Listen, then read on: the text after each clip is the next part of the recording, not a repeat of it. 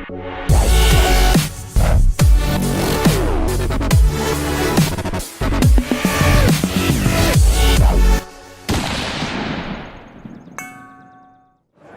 guys, it's Rusty here. I'm with John McQuay from 80. Actually, it sounds much better when you say it. What is it? John McQuay with 8541 Tactical. Yeah, I can't replicate it at all, mate. Thank you so much for taking the time to It's no come problem and at chat all. with us. It's brilliant to see. You've had a good show? Yeah. There's really a lot of stuff to see here, as I'm sure you well know. It's pretty much spread out, and after day 3, my feet are killing me. And, Yeah, we're only on day 2 because we got here a day late, and I'm ready. Yeah. But what have you seen? Like, what's been the most interesting stuff for you to see? Well, really, we haven't seen anything really groundbreaking, but there are just general evolutions of a lot of stuff. We obviously were working with MDT and played a little bit with their ESS chassis, which is, in my opinion, probably the best chassis that they've produced yet. I think the same. It's really streamlined looking, really feels good. So I'm really interested to actually get that product out to the field and get some shooting done with it. We've seen a couple of different actions. We went to KRG, and I don't know if you've seen their Sodic rifle. Our list for tomorrow. Yeah, so that looks like a really interesting whole rifle product.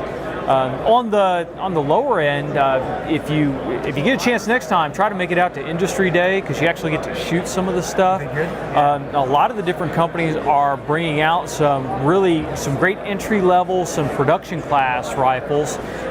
We know APO has teamed up with Savage, and they've got their Savage APO rifle. So now you get all the benefits and the economy of that Savage 10 with the APO chassis on it. So you really have out-of-the-box rifle that you can go shoot a PRS match with, and you can upgrade it as you see. So Sarah actually got a chance to shoot that a little bit. Nice. So that's a really interesting system. And then we got a chance to play with the Howa chassis rifle too. Just had a look at that then, yeah. And that looks like another really nice entry-level platform in that $1,000 to $2,000 range for a rifle that you can take out of the box and go. So the Ruger Precision rifle is going to have some real big competition this year. And I see Tikka have released something as well in that sort of market. Yeah, we got a chance to shoot Tikka's new rifle out there too, and I'm a big fan of the way their actions perform. I don't have one in the inventory right now, but every time I've shot one, they've worked really well. The only really drawback to the Tikkas are the magazines are fairly expensive, and previously accessories were kind of limited, but I think that's starting to change. We got more and more companies like KRG is producing more accessories for the Tikkas and for the Sako rifles in general. So really. That's about it. The handgun side of things, have you seen the Hudson H9? No, I haven't. Well, that's I definitely say check that out, especially if you're a 1911 fan. I know you guys down in Australia have... It's a bit limited. We do get handguns though, but not quite the market quite as much there. But. Right, but the Hudson H9 is really interesting because they took the 1911 and they kind of added the striker fire properties of, say, a Glock or an M&P, and changed the ergonomics a little bit, but you can definitely see the 1911 lineage to it. And they tried to keep the trigger as close to a 1911 as possible. So we got to shoot that out there, and that was a really interesting handgun as well. You definitely need to try to make it down to Industry Day. You get to shoot a lot of really cool stuff. So on your side, what have you seen that's really interesting? I really like that MDT chassis. That looks excellent. What else have we seen? Got a bit of a look at the Victronics rangefinder that connects with the Kestrel. Yeah. Very impressed by that. And that new PST Gen 2 from Vortex. We haven't got a chance to get over and see the Gen 2. We did get a chance to shoot their the UHD or UH1, their new dot sight, the Razor dot sight, and that was a blast. Impressive. I had a little look at that. We don't have quite the amount of applications in Australia, unfortunately. Yeah, well, you could put that on a bolt gun and go do some hog hunting with it or something. So that would work fine. And then if you haven't been down to Magneto Speed, we have. you see the target system that Yeah, they're that we working got told on. not to talk about. Oh, well, they told you Yeah, not we to can talk mention about it. it. We'll have some We on didn't our put Instagram about we didn't it. put any footage up. So Ah, we okay. didn't get in too much trouble.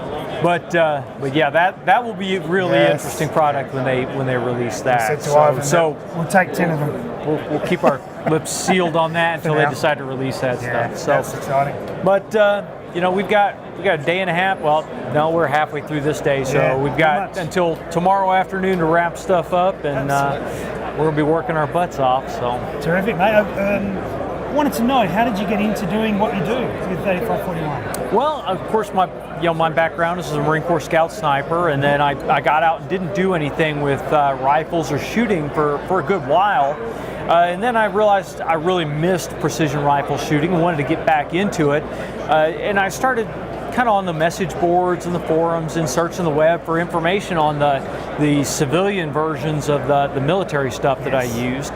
And while I was going through these message board and looking at the different posts, there were a lot of people that were asking questions about actual shooting techniques.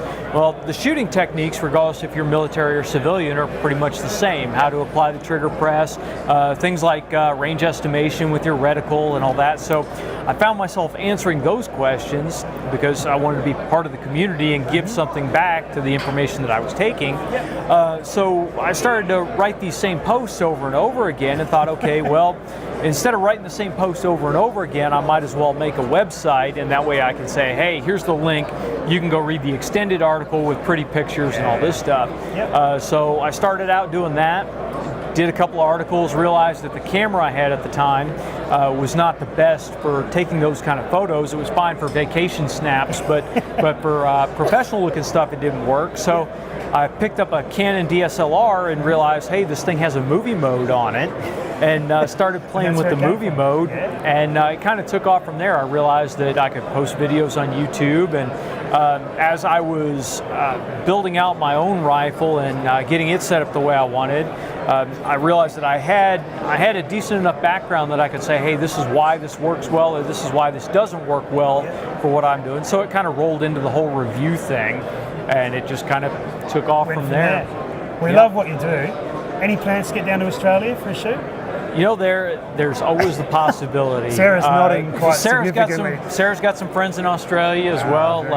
I keep realizing, for those of you that don't know, I can pull up on YouTube and I can see which countries my traffic's coming from, and I can get see plenty from Australia. We've got a lot of you guys that tune in to the Mail Call Monday shows and that watch our reviews. So absolutely, we definitely want to get down there. It looks like you've got some really beautiful country. While I was in the Marine Corps, I missed my one chance to get down there on some training, but I definitely want to get down there and do some shooting with you guys. We'll take you out hunting if you get down there. Oh, absolutely.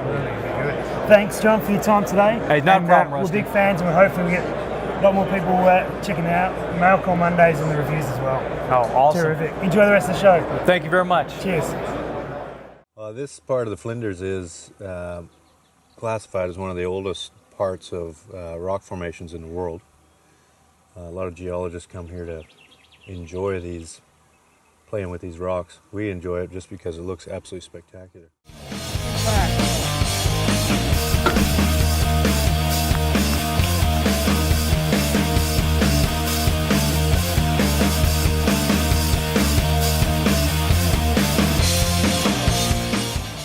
So once again, options. Then we eventually came out with an action that had an integral rail and recoil load, and that's the Deviant. The original version was kind of a tactical version like I have here.